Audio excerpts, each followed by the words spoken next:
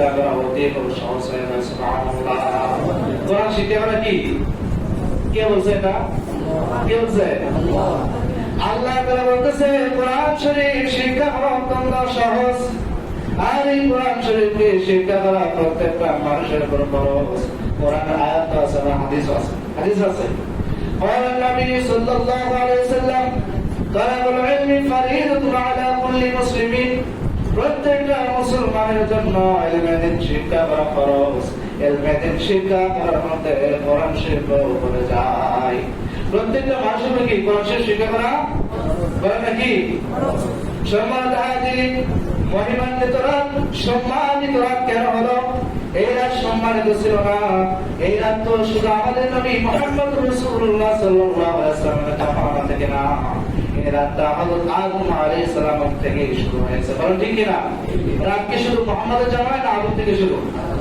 আদম আলাইহিস সালামের সময় কি এই রাত এত সম্মানিত ছিল? এই রাত কেন এত সম্মানিত হলো? এই রাত সম্মানিত হওয়ার পিছনে কারণ হলো কোরআন নাযিল হওয়া। কি নাযিল হওয়া?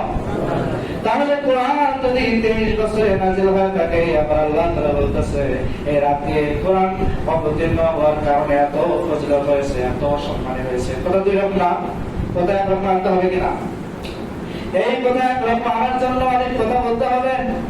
আল্লাহ রাব্বুল আলামিন কোরআনকে সহজভাবে দুনিয়ায় পাঠিয়েছেন প্রত্যেকটা মুমিন মুসলমানকে শিক্ষা করার জন্য।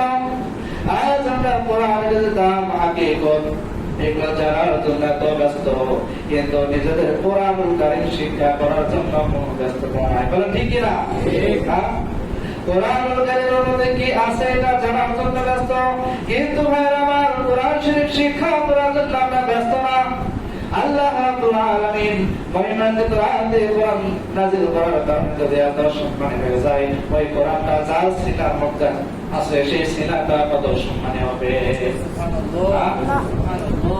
এই কোরআন শরীফ যে রাতে অবতীর্ণ হয়েছে, রাত যদি এত সম্মানী হয়ে যায়, আর ওই পবিত্র কোরআনুল কারীম যদি সিনার মধ্যে থাকে, ওই সিনাটা কত সম্মানী হবে।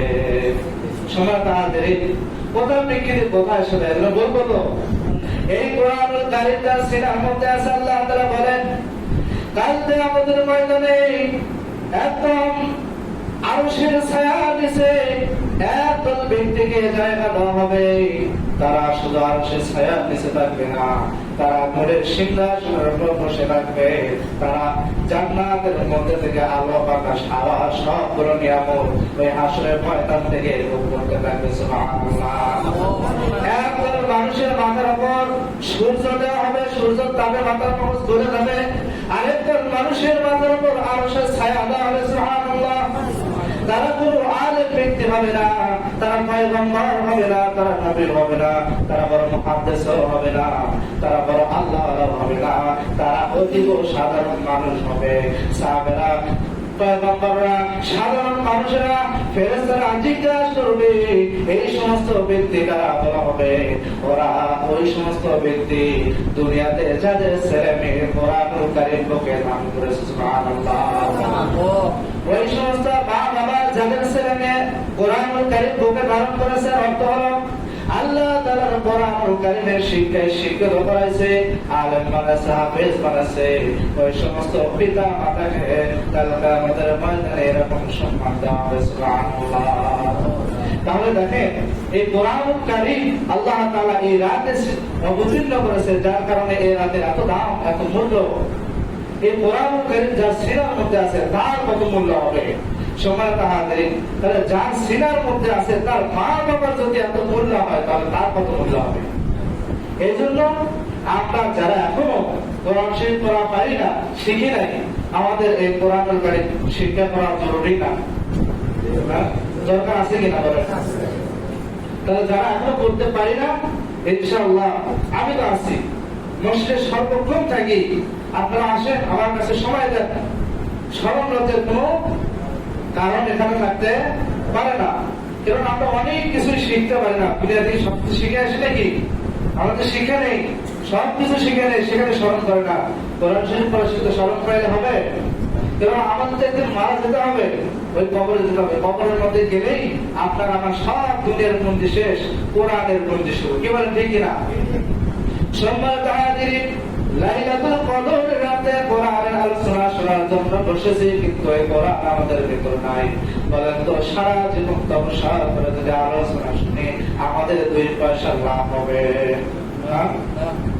আপনার যেটা আপনি যে ফাজাইল আপনি শুনতেছেন, যে ফজিলত শুনেছেন, ওই ফজিলতের ওই হাতিয়ারটা আমার ভিতরে নাই, লাভ হবে?